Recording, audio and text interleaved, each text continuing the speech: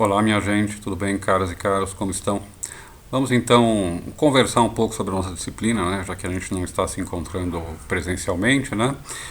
Eu vou dizer algumas coisas sobre como vai ser o nosso curso, né? Eu espero que não seja um vídeo muito longo, vou fazer um vídeo de uns 15 minutos, espero, e depois fazer um vídeo talvez mais comprido com a nossa primeira aulinha lá sobre Tales, Hesíodo e os pré-socráticos, entrar nos textos e assim por diante, tá? Mas antes disso, vamos conversar um pouco, né, sobre algumas coisas que a gente precisa saber, né, para entrar na matéria.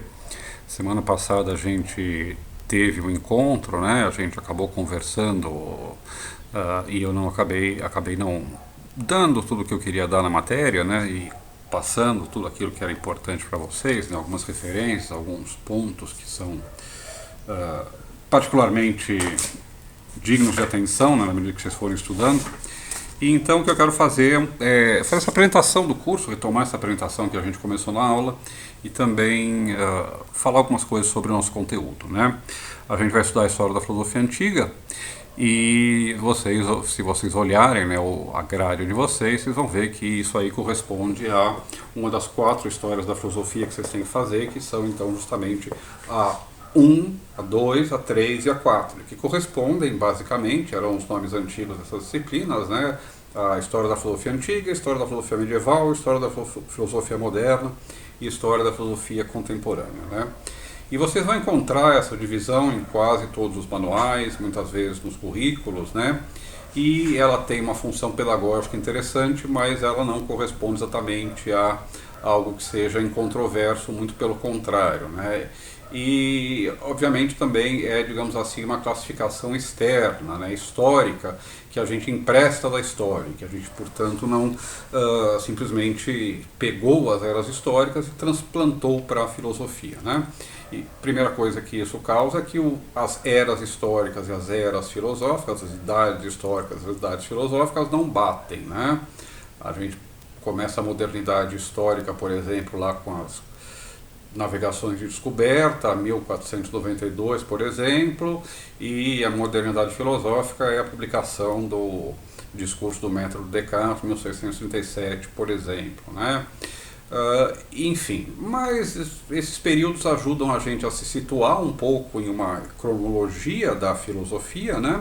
E também elas servem, pelo menos num primeiro momento, para a gente ter alguns marcos de referência, né, que dizem, olha, se o cara está aqui, então ele pensou provavelmente coisas assim, ele se preocupou com isso, né, e assim por diante, tá?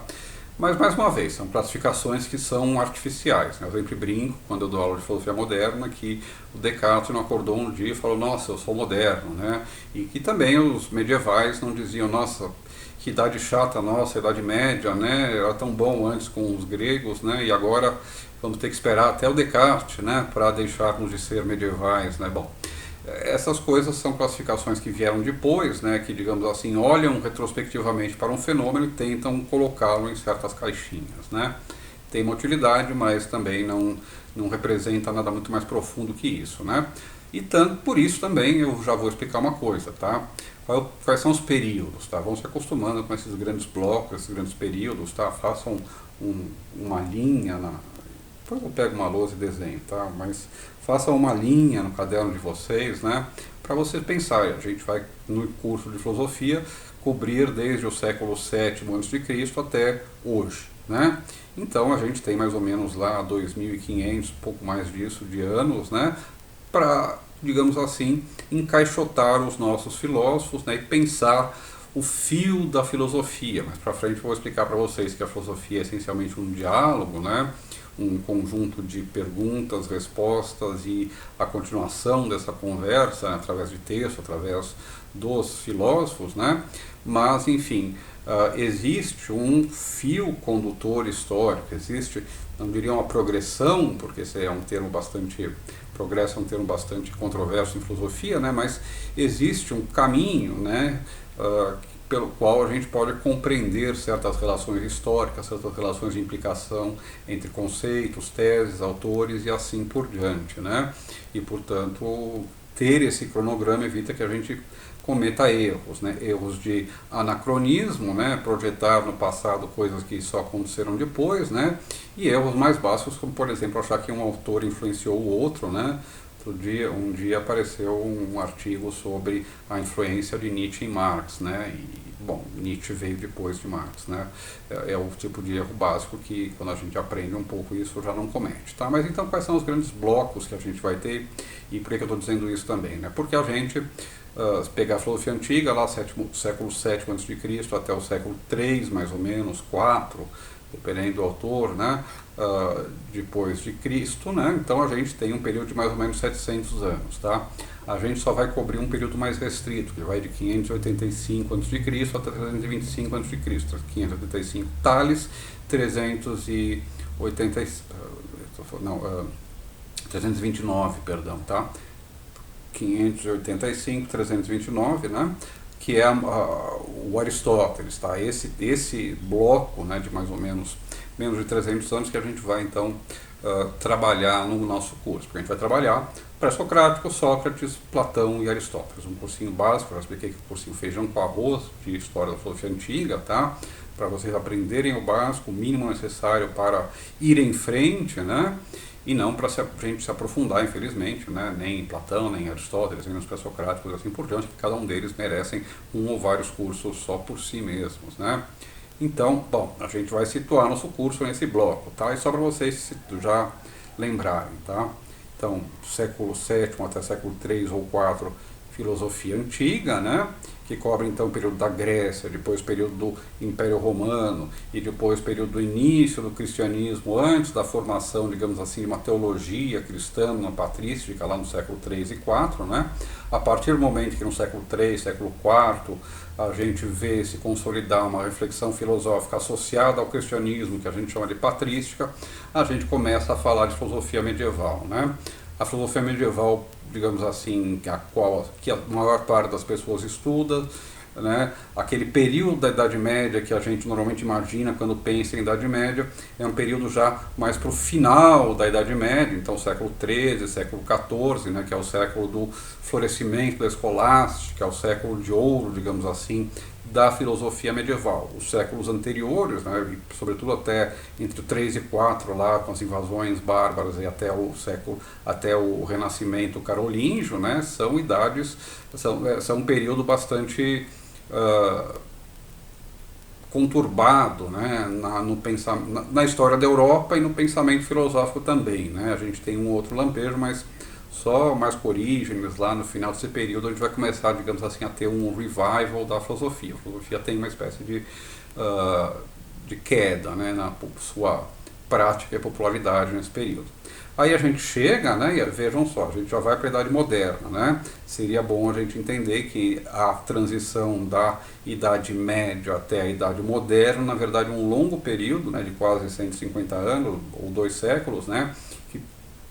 Que pega lá metade do século XV, com Nicolau de Cusa, por exemplo, passa por todos os humanistas, o Renascimento italiano, o Renascimento do Norte, né, da Europa, e depois chega de fato no século XVII, né, com a Revolução Científica de Galileu, com o discurso do método de Descartes, no que é a modernidade, no que é a filosofia moderna, assim, com suas seus plenos títulos, né, a serem reivindicados, né, de aquilo é a filosofia moderna. E aí, quando a gente passa para a filosofia contemporânea, o problema de saber quando começa é muito mais difícil, né? A gente pode remontar até Kant, 1781, Hegel, 1807, Frege, Nietzsche, 1880. Eu, particularmente, gosto de colocar lá em 1837 até 1841, né? Quando tem Bolzano, Trendelenburg publicando, né?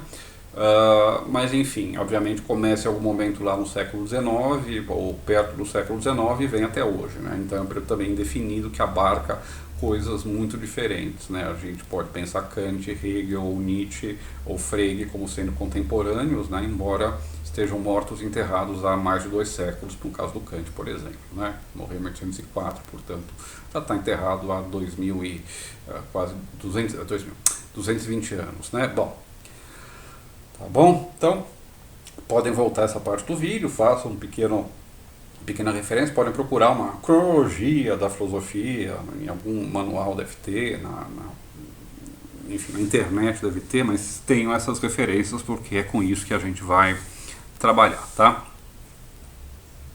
Será que está gravando? Não está aparecendo aqui, ó. Tá.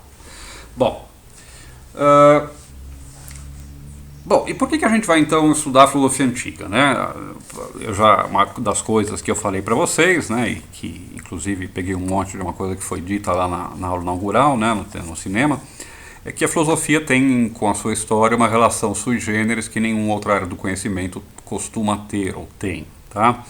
Que é o fato de que para a filosofia, diferentemente do que ocorre, por exemplo, nas ciências ou em outras áreas do conhecimento, o passado não tem um interesse meramente museológico, meramente mórbido, meramente histórico, né?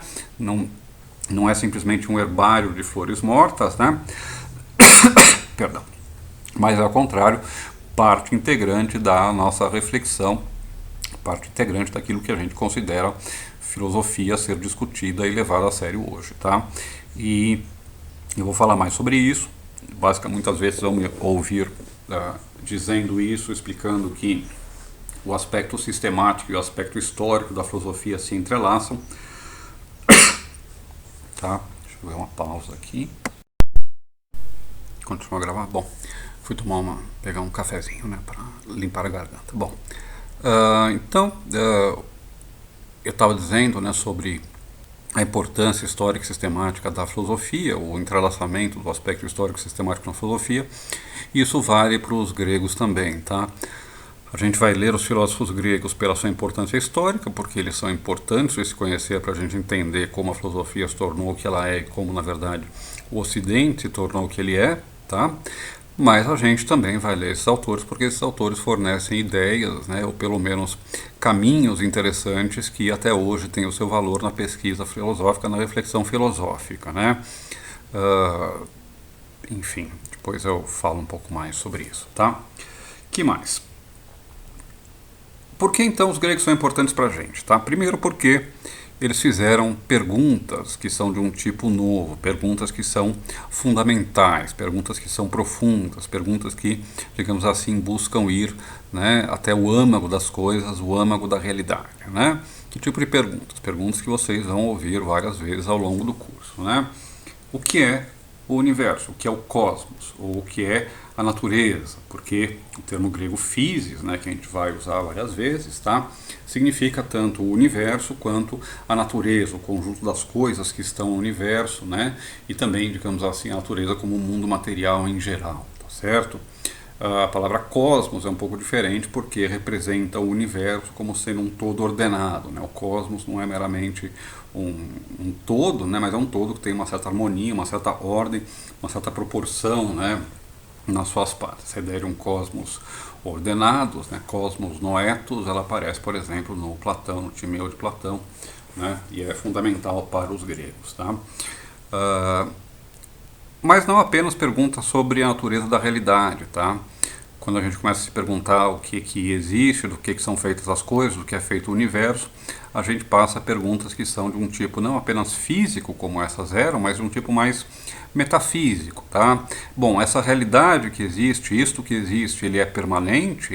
Existe alguma coisa que, digamos assim, está por trás de tudo e dá realidade, dá substância a tudo?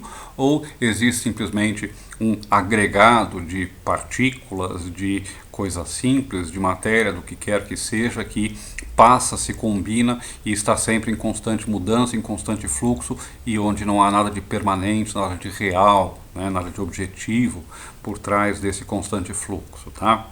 Bom, vocês vejam que essa pergunta, que é então metafísica, o que é metafísica? Metafísica é o que diz respeito ao estudo do ser, ao estudo do que existe, ao estudo do que há, né? Quais são os constituintes últimos da realidade, como esses constituintes últimos da realidade se combinam, né, para formar a realidade que a gente percebe.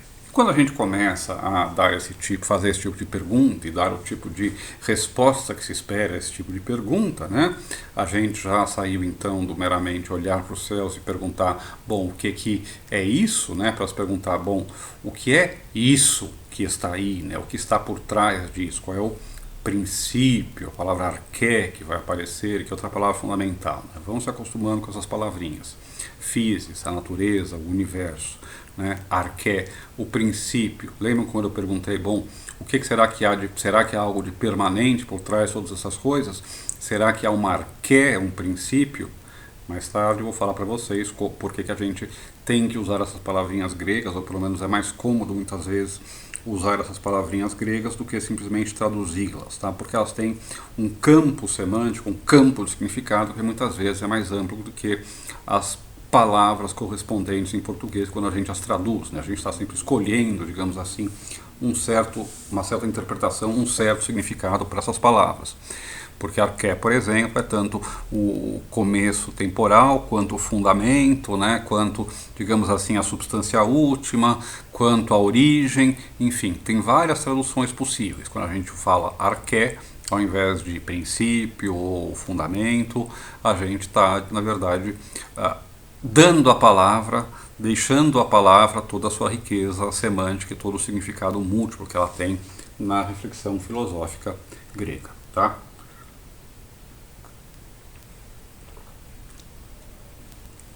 E quando a gente começa, né, a fazer esse tipo de pergunta, né, a gente também passa logo, então, não só da metafísica, as perguntas sobre o conhecimento. Né?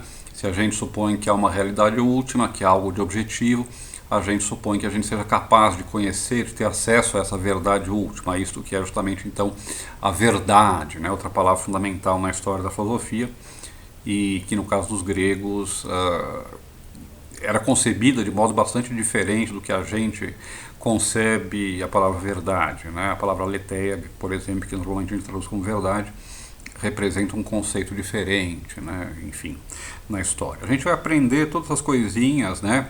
E é por isso também que agora eu já posso retomar outra coisa que eu disse para vocês na nossa aulinha inaugural, né? Que é o fato de que o que a gente tem que fazer em um curso de filosofia? Tem que aprender a ler os textos. Como é que a gente vai aprender essas coisas todas sobre os filósofos gregos? Lendo os textos dos gregos. Não adianta vocês me ouvirem falar de arqué, se a gente não pegar o texto filosófico, encontrar lá os usos diferentes de arqué e ver que às vezes a gente precisa então atribuir essa palavra significados diferentes para que aquilo lá faça sentido, tá? Agora, outra coisa importante, tá, dos primeiros filósofos, dos pré-socráticos, ou da filosofia em geral, tá, não é simplesmente que eles fizeram essas perguntas fundamentais, porque a gente pode encontrar esse tipo de pergunta fundamental, por exemplo, em outras civilizações, por exemplo, sendo respondidas pelo mito, pela religião. Eu vou falar para vocês vão ter aquela aulinha que todo mundo tem, né, sobre mito e filosofia, passagem de um para outro, tá? Já tiveram no colégio, vão ter de novo agora, tá? Mas vamos deixar isso mais para frente, tá? Vamos pensar naquilo que se opõe ao mito, naquilo que se opõe à religião, naquilo que se opõe ao discurso, então, que não tem isso. E aquilo que se opõe a esse tipo de discurso mítico e religioso é o logos, é a razão. Terceira palavrinha importante para vocês lembrarem ao final dessa aula, pelo menos se lembrarem de alguma coisa, lembrem dessas palavrinhas, tá? O logos. Qual é a grande diferença entre os filósofos, ou os pré-socráticos, o Tales, o Anaxímenes, o Anaximandro e assim por diante, e, por exemplo, os Vedantas hindus, ou os mitos de Hesíodo e de Homero, e assim por diante? Bom, é o fato de que eles dão uma resposta que é racional. Racional porque é fundamentada naquilo que os gregos chamam de logos. Como é que a gente traduz logos? Uma tradução de logos é razão, e foi essa que eu usei. Mas outras traduções logos é, então, uma outra palavra que tem muitos significados diferentes. Pode significar, por exemplo, o discurso, tá? Seja o discurso como unidade linguística ou física, né, gramatical, seja o discurso de alguém que está numa caixa de sabão falando no foro, né? Nossa, na ágora, me fugiu a palavra, né? Falando na ágora ateniense, né? É pensamento, é mente, é juízo, é, enfim, frase, palavra. Todas essas traduções em um certo contexto para logos são corretas, tá? Mas o significado fundamental de logos tem a ver justamente com essa capacidade racional do ser humano, essa capacidade de investigar a realidade e de distinguir o verdadeiro do falso. Razão é daqueles conceitos, mais uma vez, que tiveram inúmeros significados, né? Tem, digamos assim, acepções tão diferentes quanto filósofos diferentes que as usaram, tá? Que a usou. Mas a acepção clássica de razão, o conceito moderno, digamos assim, século XVIII, século XIX de razão, é a capacidade de distinguir o verdadeiro do falso. E mais especificamente, a capacidade de distinguir o verdadeiro do falso pela razão. Pela, se vocês quiserem, não simplesmente a razão, o uso da nossa cabeça, mas a investigação racional do mundo. Eu olhar para o mundo, fazer as perguntas corretas e deixar, digamos assim, que o mundo responda, que a realidade responda. Essa realização, eu ia falar coroamento, né, do Logos, assim, essa centralidade do Logos, ela é absolutamente fundamental. Quando vocês estudarem História da Filosofia, vocês vão ver, ao chegar no século XX, muita gente vai justamente usar essa centralidade do Logos, o fato de que a filosofia ocidental é logocêntrica, ela é, digamos assim, ancorada, baseada fortemente na razão, em um conceito que pode ser tirânico, redutor, opressivo, ou pelo menos falho, né, irreal, falso até, de razão. Bom, isso é digamos assim, uma limitação para alguns da filosofia ocidental que deve ser superada, e a gente tem então que abandonar essa pretensão. Vocês podem julgar isso, mas o que quer que seja, se a gente quer abandonar essa pretensão, a gente tem que entender qual é essa pretensão. E além disso, apesar, né, de a gente ter, digamos assim, um campo que, digamos assim, pretende superar esse paradigma filosófico clássico, né, esse paradigma filosófico clássico, sob muitas formas, continua a estar presente, né, em todos os autores contemporâneos de uma forma ou de outra, né. Vocês vão aprender que na filosofia a tradição e a ruptura, a revolução e o passado, né, jamais se distanciam, né, eles sempre caminham juntos, tá?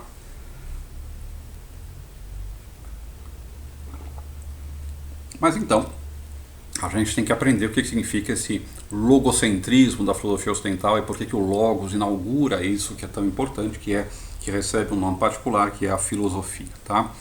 E basicamente, assim, um outro modo de pensar isso é pensar que as respostas que os primeiros filósofos deram aos problemas filosóficos eram, primeiro, eles formularam corretamente os problemas filosóficos, mas segundo, eles deram respostas que eram argumentativas, tá?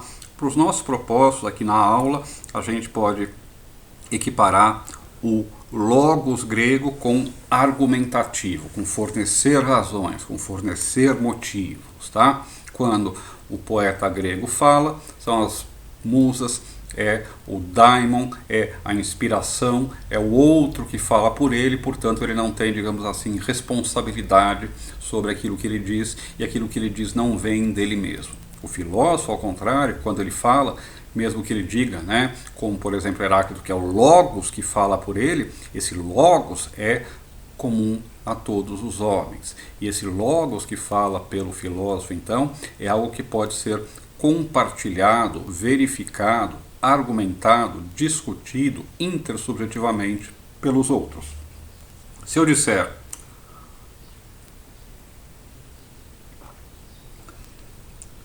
que um Deus qualquer criou a água, que a água se casou com a terra, e do casamento da água e da terra surgiram então o nosso planeta e os seres e não sei o que, e os peixinhos, beleza. Agora, se eu disser que tudo é água, que o princípio de tudo é água, como dizia o Tales, eu tenho que apresentar, se eu sou um filósofo, se eu sou um sábio, se eu sou um fisicói, como o Tales é, razões. A água é o princípio de tudo, porque todas as coisas contêm umidade, e a umidade, o úmido, a água é o princípio da vida. Tudo é água porque a água é capaz de assumir todos os estados conhecidos da matéria. Esse não é um argumento do Tales, aliás, embora muitas pessoas repitam que seja, tá? Mas faz sentido. Ele poderia ter pensado isso, embora não esteja no texto do Tales, né? Tudo é água porque a gente vê que a água ela tem um ciclo, né? E esse ciclo tem justamente a forma, né, circular. É um começo que é também um meio e que é também um fim, e portanto ela representa o infinito, ela representa a circularidade, ela representa a perfeição, enfim. A água ela se presta a ser um princípio, de um jeito que, por exemplo, chinelos ou laranjas não se prestam, tá? Ou seja, há motivos melhores para achar que a água é um princípio, perdão, gente, do que outros candidatos, tá certo? Bom, eu, na verdade, não cheguei ainda em tudo que eu queria conversar com vocês, mas eu aprendi também que se eu faço vídeos muito longos, eles não são vistos, tá? Então eu vou parar por aqui por enquanto, eu vou gravar um outro vídeo depois, terminando as apresentações que eu quero fazer sobre a nossa disciplina, tá? E depois também vou gravar mais um em que eu vou falar lá sobre mito, filosofia, Hesíodo, Tales, por que tudo tem alma, né? Por que os ímãs têm alma e coisas legais assim, tá ok? É isso, gente. Vamos ficar por aqui. Até mais.